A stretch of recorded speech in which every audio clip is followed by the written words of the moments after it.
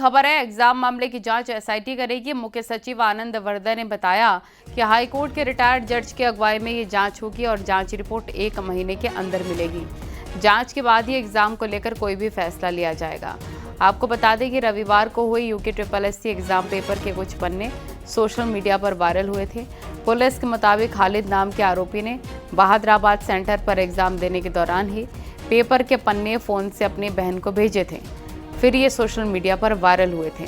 खालिद और उसकी बहन साबिया दोनों फिलहाल पुलिस की गिरफ्त में हैं।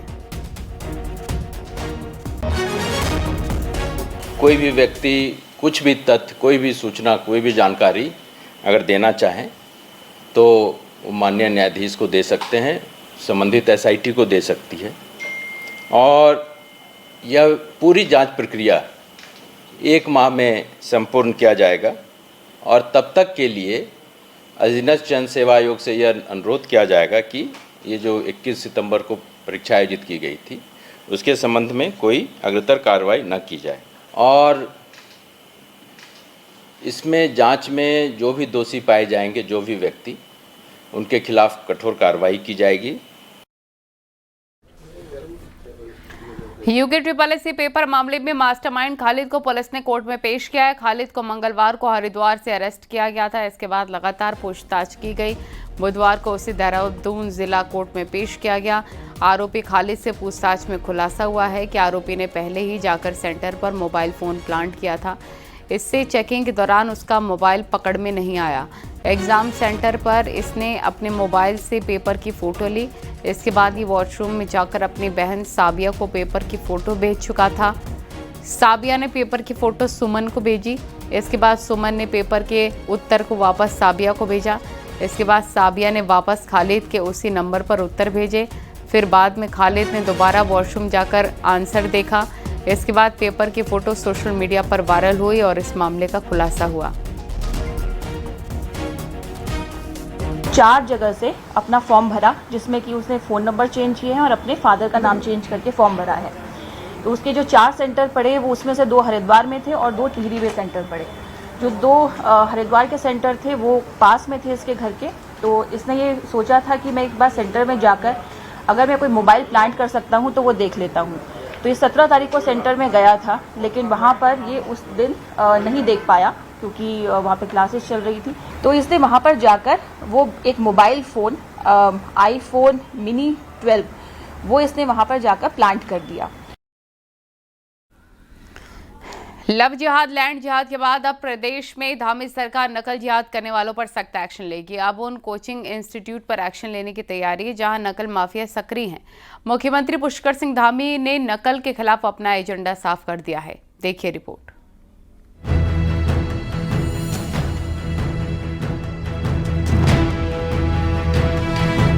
रविवार को हरिद्वार के एक सेंटर से यूके SSSC पेपर के कुछ पन्ने बाहर निकल गए और फिर सोशल मीडिया पर वायरल हो गए। इस पर विवाद हुआ तो अब धामी सरकार सख्त नजर आ रही है। मुख्यमंत्री पुष्कर सिंह धामी ने इस पूरे मामले पर बड़ा बयान दिया है और इसे नकल जिहाद बता दिया है। उन्होंने कहा कि प्रदेश में कोचिंग माफिया और नकल माफिया एक साथ मिलकर प्रदेश में नकल जिहाद फैलाने की साजिश रच रहे हैं। छात्रों के भविष्य के साथ कुछ लोग खिलवाड़ कर रहे हैं। उन जिहादियों को सरकार मिट्टी में मिलाने का काम करेगी। युवाओं के भविष्य को अंधकार में धकेलने के लिए संगठित होकर पेपर लीक कराने के षड्यंत्र रचे जा रहे हैं। कोचिंग माफिया और नकल माफिया एक होकर राज्य में नकल जिहाद छेड़ने का प्रयास कर रहे हैं। जांच से पहले ही प्रदेश में अराजकता फैलाने का प्रयास कर रहे हैं। लेकिन मैं आप सभी, उन सभी नकल माफियाओं को, उन जिहादियों को बता देना चाहता हूं कि हमारी सरकार राज्य में नकल माफियाओं को जब तक मिट्टी में नहीं मिला देगी तब तक हम कैंसिल नहीं करेंगे। यूके SSSC पेपर मामले में हरिद्वार का खालिद और उसकी बहन साबिया गिरफ्तार हो चुकी है और उनसे पूछताछ जारी है। उधर कोचिंग के नाम पर क्या धंधेबाजी हो रही है उसकी परतें भी खंगाली जाएंगी। सरकार साफ कर चुकी है कि जो लोग प्रदेश का माहौल खराब करने की कोशिश कर रहे हैं उन पर एक्शन लिया जाएगा। चाहे वो धूप जिहाद हो, चाहे लैंड जिहाद हो, चाहे लव जिहाद हो। और जिस प्रकार से अब जो है नकल जिहाद भी एक षड्यंत्र इस प्रदेश के अंदर खड़ा हो रहा है और जो लोग जो पकड़े जा रहे हैं निश्चित रूप से मैं कह सकता हूँ वो जिहाद के ही एक पृष्ठभूमि को तैयार करने वाले लोग हैं।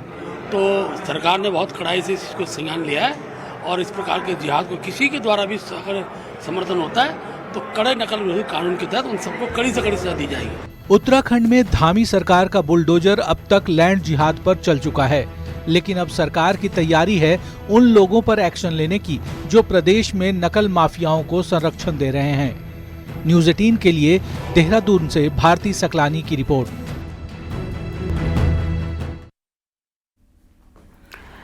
नकल जिहाद पर कांग्रेस की भी प्रतिक्रिया आई है। कांग्रेस का कहना है कि नकल कराने का काम बीजेपी से जुड़े लोग कर रहे हैं और कहीं बीजेपी ही अपने लोगों को पेपर लीक करना तो नहीं सिखा रही है और बीजेपी ही पेपर लीक जिहाद भी चला रही है।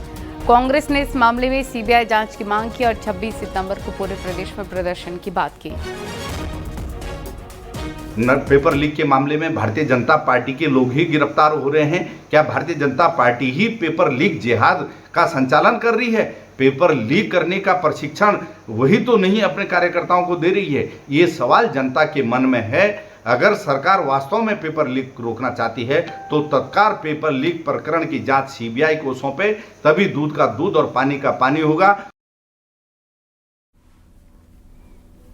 UKSSC एग्जाम सेंटर में जैमर फेल होने की भी बात आ रही है। असल में ज़माना 5G का है, हर हाथ में 5G नेटवर्क का फ़ोन है, लेकिन उत्तराखंड का सरकारी नेटवर्क 3G 4G से आगे बढ़ नहीं पा रहा। ऐसा होता तो हरिद्वार में पेपर के 3 पेजेस बाहर नहीं आए होते। हरिद्वार में UKSSC का पेपर बाहर आ गया, जैमर फेल हो गया। UKSSC के दावे धरे के धरे रह गए।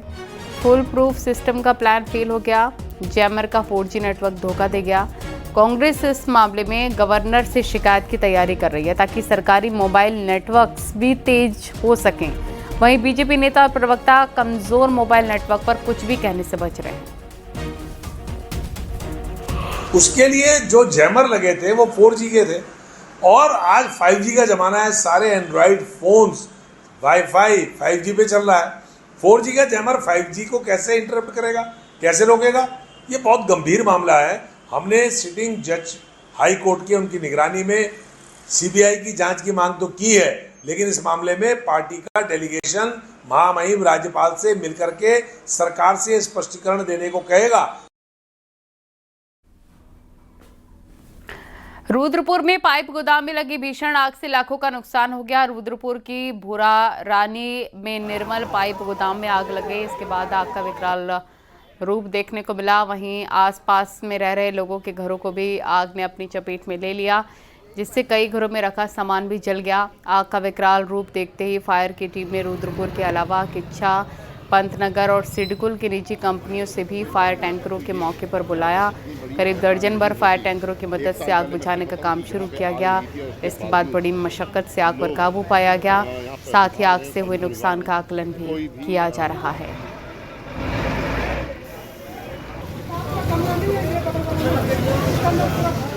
रुद्रपुर में छात्र संघ चुनाव में नामांकन को लेकर 2 पक्ष आमने सामने आ गए। इस दौरान तमंचे से फायरिंग भी की गई। इसका वीडियो भी सामने आया। दरअसल उधम सिंह नगर जिले के सरदार भगत सिंह पीजी कॉलेज रुद्रपुर में छात्र संघ चुनाव के दौरान जमकर हंगामा हुआ।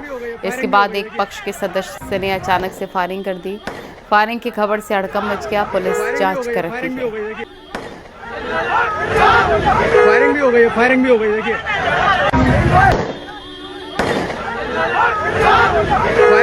फायरिंग भी हो गई। हल्द्वानी में बुधवार को कुमाऊं के सबसे बड़े MBPG डिग्री कॉलेज में छात्र संघ चुनाव के लिए नामांकन की हलचल तेज है, लेकिन इस दौरान कॉलेज के बाहर कुछ बाहरी लोगों पर हुड़दंग करने का आरोप लगा है और पुलिस वालों से धक्का मुक्की की गई। हालांकि पुलिस ने हुड़दंग करने वालों को हिरासत में लिया है।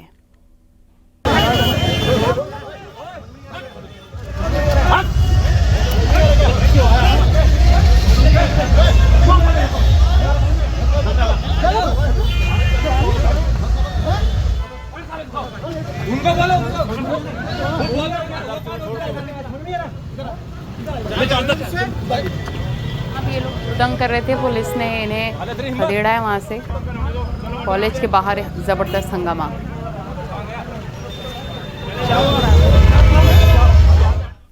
पिथौरागढ़ कैंपस में छात्र संघ चुनाव के दौरान छात्रों के एक गुट ने जमकर हंगामा किया। छात्रों का आरोप है कि नियमों के मुताबिक जिस पद के लिए नामांकन पत्र लिया गया उसी पद पर नामांकन होना चाहिए, लेकिन कुछ लोगों के लिए ये नियम तोड़ा गया है। नाराज छात्रों ने नामांकन रूम में हंगामा किया। बाद में पुलिस ने सख्ती दिखाते हुए हंगामा कर रहे छात्रों को भगाया है। उधर कैंपस प्रशासन का कहना है कि सभी नामांकन नियमों के मुताबिक काम किए गए हैं।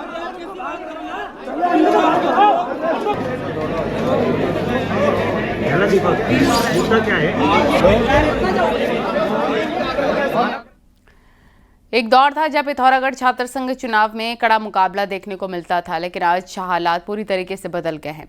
अब अध्यक्ष और महासचिव जैसे अहम पदों पर कोई मुकाबला नहीं दिखाई दे रहा। छात्र राजनीति से छात्रों की ये दूरी कई सवाल खड़े कर रखी है। देखिए।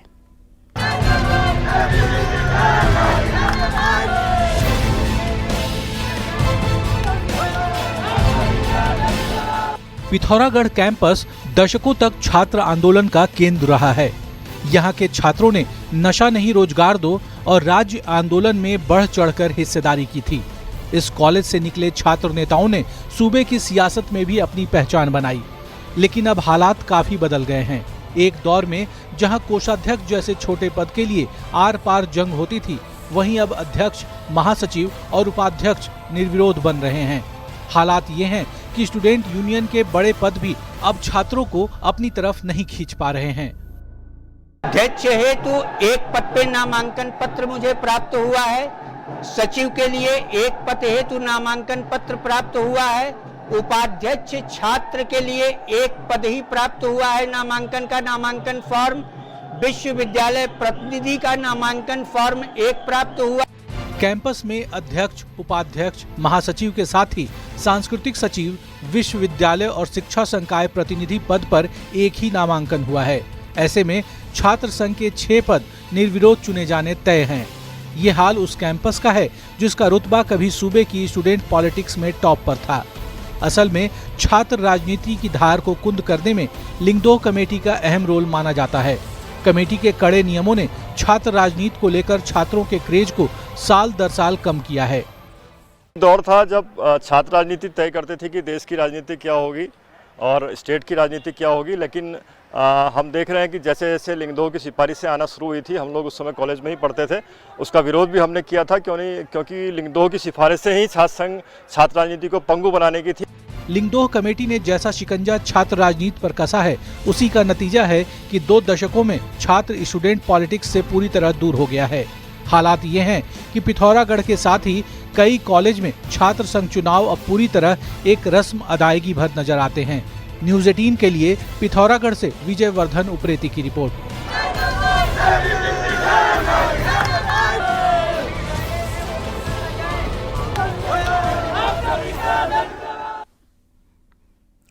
छात्र संघ चुनाव को लेकर आज कई कॉलेजों में नामांकन की प्रक्रिया पूरी हो गई। कुमाऊं विश्वविद्यालय से जुड़े नैनीताल के डीएसबी कैंपस में अध्यक्ष पद सहित कई पदों के लिए नामांकन हुए। इस दौरान छात्रों के नेताओं ने दमखम दिखाया, अपने पक्ष में मतदान का माहौल बनाया। नैनीताल कैंपस में अध्यक्ष पद के लिए एबीवीपी के तनिष्क मेहरा, एनएसयूआई के आयुष आर्य ने नामांकन किया। वहीं निर्दलीय उम्मीदवार के तौर पर करण सती ताल ठोक रहे हैं। 26 सितंबर का नाम वापसी का डेट, इसके 27 सितंबर को वोटिंग होगी। उसी दिन चुनाव परिणाम घोषित कर दिए जाएंगे। यहाँ प्रॉपर फैसिलिटी होनी चाहिए हमारे बुक्स की। हमारे पास कॉम्पिटिटिव एग्जाम की बुक्स नहीं है, वो होनी चाहिए। साफ वॉशरूम्स होनी चाहिए, बिजली की प्रॉपर सप्लाई होनी चाहिए, और जो भी हमारे प्रोफेशनल कोर्स के बच्चे हैं उनके लिए प्लेसमेंट सेल होना चाहिए अच्छा सा, जिसमें बच्चे प्लेसमेंट की लड़ाई लड़ें। हमें एक बदलाव की तरफ जाएंगे अब। सर, जो प्रोफेशनल कोर्सेज हैं हमारे, उनमें स्मार्ट बोर्ड वगैरह लाएंगे और हम एक अच्छा इंफ्रास्ट्रक्चर लेके आएंगे। हमारी एनईपी की जो बुक्स हैं, बुक्स ही हमें अवेलेबल नहीं हो पाती है। हमारे वहाँ जो पानी की समस्या है वो करीबन 2 साल से चलती आ रही है। हमारे वॉशरूम्स हो गए, हमारे स्पोर्ट्स में जो बच्चा है आगे को खेलना चाहता है वो आगे को बढ़ नहीं पाता। तो कहीं ना कहीं इस बार हमें परिवर्तन करना है। देहरादून के कुआंवाला पर जीएसटी बचत उत्सव पर जागरूकता कार्यक्रम का आयोजन किया गया है। इसमें सीएम धामी शामिल हुए, लोगों को जागरूक किया। इस दौरान सीएम धामी ने आम जनता ने जीएसटी दरों में छूट मिलने पर प्रधानमंत्री का आभार जताया और देश भर में जीएसटी दरों में मिली छूट से लोगों में खुशी की लहर है। सीएम धामी ने कहा, जीएसटी स्लैब में सुधार से लाखों परिवारों और छोटे व्यापारियों को आर्थिक लाभ होगा। उन्होंने दुकानदारों से घटे हुए जीएसटी का लाभ ग्राहकों तक पहुंचाने और स्वदेशी उत्पादों को बढ़ावा देने का आग्रह किया।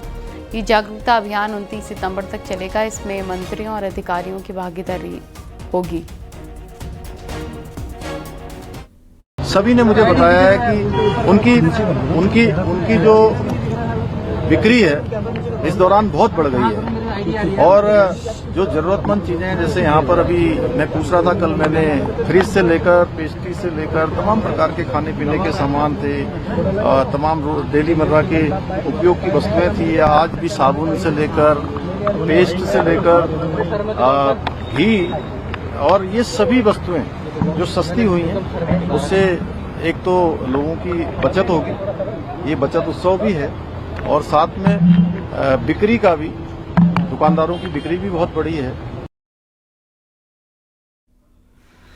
देहरादून में बीजेपी प्रदेश संगठन की कार्यशाला हुई। इसमें 2027 विधानसभा चुनाव का बिगुल फूंक दिया गया। राष्ट्रीय महामंत्री बीएल संतोष की अध्यक्षता में हुई मीटिंग में मुख्यमंत्री पुष्कर सिंह धामी, प्रदेश प्रभारी दुष्यंत गौतम और सह प्रभारी रेखा वर्मा मौजूद रहे। नए प्रदेश पदाधिकारी, जिला प्रभारी और जिला अध्यक्ष भी इस बैठक में मौजूद रहे। प्रदेश अध्यक्ष महेंद्र भट्ट ने कहा कि संगठन की पहली कार्यशाला में तय हुआ कि संगठन का विस्तार बूथ स्तर तक किया जाए। बूथ स्तर पर समन्वय और प्रबंधन को मजबूत करना कार्यशाला का प्रमुख एजेंडा रहा। ब्लॉक प्रमुख, क्षेत्र पंचायत पार्षद, मेयर समेत सभी कार्यकर्ताओं को बूथ प्रबंधन से जोड़ा जाएगा। अभी हमारे संगठन का विस्तार बूथ स्तर तक और पन्ना प्रमुख तक होना है। तो पन्ना प्रमुख तक के विस्तार में की कार्य योजना क्या हो, उस पर रणनीति के सामाजिक सामंजस्य का भी ध्यान रखना है, भौगोलिक परिस्थिति का भी ध्यान रखना है, मातृशक्ति को ठीक सम्मान मिले इसका ध्यान रखना। ऐसे विषयों को लेकर हम अपने जो संगठन तंत्र है उसको 2027 के चुनाव की दृष्टि से व्यापक स्वरूप देने की हमारी एक रचना है, जिस पर हमने आज चर्चा की है। जो विकास की योजना है माननीय मुख्यमंत्री जी के द्वारा प्रदेश में, माननीय प्रधानमंत्री जी के द्वारा देश में जो काम किए गए हैं, उनको जन जन तक, बहुत सारे काम ऐसे हैं जिनको हमने जन जन तक पहुंचाना है और इस टीम ने ऐसे भी कोई काम होंगे क्षेत्रों के अंदर जो अधूरे हैं या जिनको करना है, उनको भी सरकार के माध्यम से उनको पूरा कराना है। कॉर्पोरेट एग्री रिजर्व प्रशासन द्वारा हाल ही में इको डेवलपमेंट कमेटियों को 90 लाख से अधिक की धनराशि बांटी गई थी। इसका प्रयोग गांवों में वन्य जीवों से होने वाली क्षति की भरपाई और विकास कार्यों को बढ़ावा देना था, लेकिन अब इस चेक वितरण को लेकर नया विवाद खड़ा हो गया है। 5 गांवों के ईडीसी अध्यक्षों ने अपने अपने चेक वापस पार्क प्रशासन को लौटा दिए। उनका आरोप है कि धनराशि के बंटवारे में भारी भेदभाव हुआ, क्योंकि उनके क्षेत्र को जंगली जानवरों से सबसे ज़्यादा नुकसान होता है। बावजूद इसके उन्हें नाम मात्र की धनराशि की चेक दी गई। इसके बाद पार्क प्रशासन का कहना है कि मामले की जांच कराई जा रही है। इसके बाद उनकी समस्याओं का समाधान किया जाएगा। कुछ समितियों को बहुत ही कम पैसा दिया गया है, जिस कारण से वो अपने कार्य करने में असमर्थ हैं। हमारी मांग ये है कि जैसे इको विकास समितियां हैं तो उनको रख रखाव हेतु, जैसे सोलर फेंसिंग है, तार बाड़ है, जंगली जानवरों से जो नुकसान होता है उसकी रक्षा हेतु अधिकतम पैसा दिया जाए। और तो इनको लगभग 90 लाख के चेक वितरित किए गए हैं, लेकिन कुछ जो ईडीसी अध्यक्ष हैं उन्होंने अपने चेक वापस किए हुए हैं कि यह कहते हुए कि इनका हमें देर से चेक मिले हैं या हमें जो इनकी डिमांड थी उस मुताबिक नहीं मिले। तो ठीक है, उन्होंने एक ज्ञापन दिया है, ज्ञापन को दिखवा लिया जाएगा और अग्रिम जैसे ही बजट और प्राप्त होता है तो उनको मांगों को देखते हुए समस्या का निदान किया जाएगा। अब आपको दिखाते हैं पहाड़ टॉप 10 न्यूज। हरिद्वार में कपड़े की दुकान में सांप निकलने से वहां अफरा तफरी मच गई। सांप काउंटर की आड़ लेकर नीचे छिपा हुआ था। पेपर मामले में कांग्रेस ने भी सरकार के खिलाफ मोर्चा खोल दिया है। युवाओं के साथ कांग्रेस ने अब सड़क पर उतरने की तैयारी कर ली है। नंदप्रयाग के रेंजर हेमंत बिष्ट को बिना जांच अटैच करने के मामले में हाईकोर्ट में सचिव वन पेश हुए। इसके बाद हाईकोर्ट ने शपथ पत्र के साथ उनसे जवाब मांगा। हरिद्वार में गणेश महोत्सव के दौरान फायरिंग करने और मारपीट करने वाले 6 युवकों को गिरफ्तार किया गया। सभी आरोपी बैंगन गैंग के सदस्य बताए जा रहे हैं।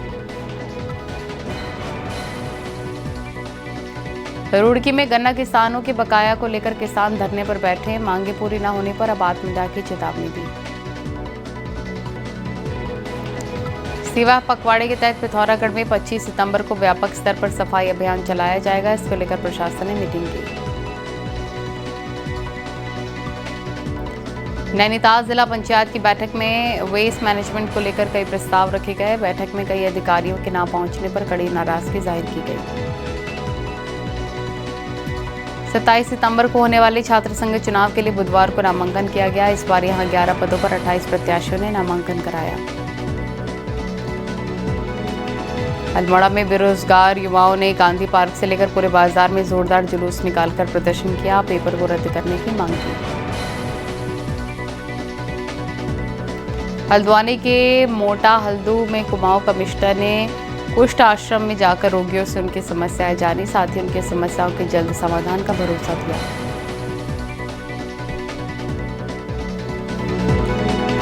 यूं तो इन दिनों हर जगह रामलीलाओं का मंचन हो रहा है, मगर कुमाऊं में होने वाली रामलीला की बात कुछ और ही है। यहाँ की रामलीला भीमताल के एक स्थानीय ज्योतिषी पंडित रामदत्त के लिखे रामचरितमानस के नाटक पर खेली जाती है। हालांकि रामलीलाओं में कुछ बदलाव भी आए हैं, लेकिन इनकी लोकप्रियता में कोई कमी नहीं आई।